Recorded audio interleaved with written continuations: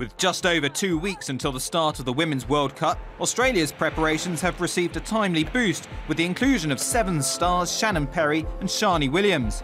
The Wallaroos will be hoping the close understanding between the pair will help carry the team to the latter stages of the tournament. The old big dog, she's not too bad. She's actually one of my best friends. You know, I've moved up to Brisbane last year and she took me under her wing around Brizzy, showed me around, introduced me to sushi. So I love that stuff.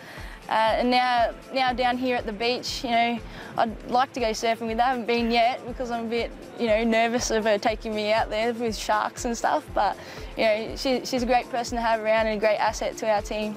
A really good mate of mine as well, both on and off the field. And, you know, we've been through our tough times together, but, you know, we just sort of bounced back and helped the Sevens girls a lot in leading the way and keeping the team nice and close together, and just a real good mate, both on and off the field. In January, the Australian Union decided to fund a full-time Sevens team, creating the country's first professional female players.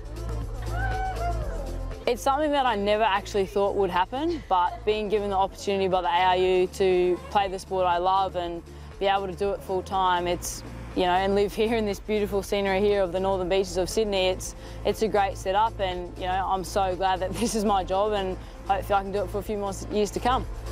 The programme has already proved successful. Australia finished last year's Sevens World Series just 4 points behind winners New Zealand.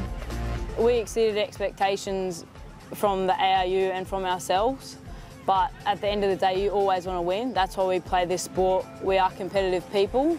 We love winning, and that's what comes with it. You take the losses as the lows of the sport, and you always think, what can I do to improve my game? You know, we gave ourselves every chance to win that World Series title, and we came 4 points short, losing to New Zealand in the final, and it's something that, you know, we're not going to forget. Like, next year come the series, we're going to be fitter, faster than we've ever been before. We've got now a full pre-season of 12 weeks in the lead up, and I think that's really good for us. There's always disappointment when you don't beat New Zealand. Like, they're the tough competitors. They're the #1 in rugby, so you know, it was disappointing, but at the same time we've taken that step. We came 5th last year, and to come 2nd this year was a massive step up for us, and there's only higher expectations for us.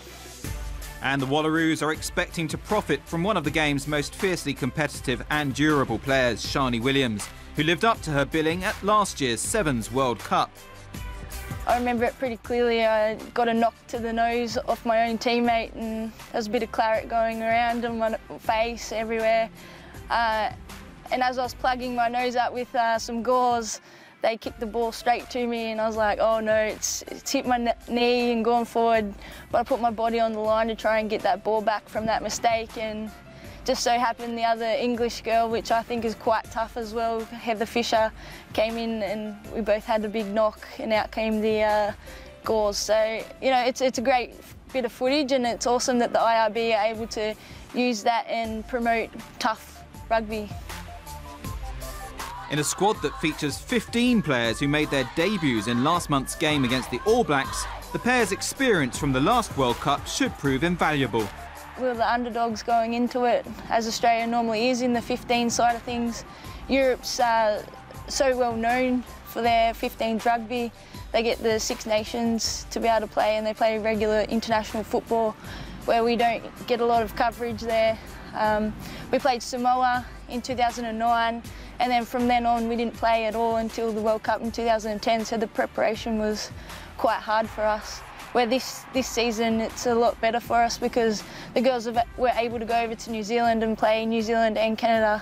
Unfortunately, the result wasn't the best, but you know, we're looking forward to the World Cup and we're building on that. We've got our expectations as a squad to improve from the New Zealand and Canada results, and we've got time to work on that. So for us, we need to just string together as a team, and hopefully the results will go our way, and you never know what might happen.